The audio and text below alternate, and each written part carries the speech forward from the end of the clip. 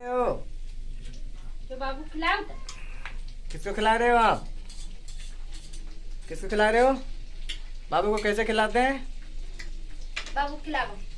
बाबू खिला के दिखाओ बस। बाबू खिला ले लाली। बाबू कैसे खिलाते हैं? ऐसे ऐसे करके फिर से एक बार ऐसे ऐसे करके खिलाते हैं। बाबू खाना कैसे खिलाते हैं? कहाँ से? नामू नामू कह दे। नाम नामू। आपने खाना खाया? आपने खाना? बाबू कहाँ है, दिखाओ। बाबू को दिखाई दे। ऐसा बाबू तुम्हारा बेकार बाबू है, दूसरा लाना पड़ेगा। आपका नाम क्या है? आपका नाम क्या है? साक्षी। अच्छा साक्षी।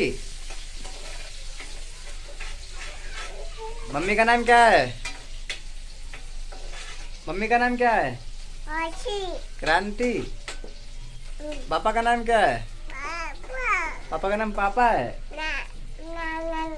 राहुल का नाम है?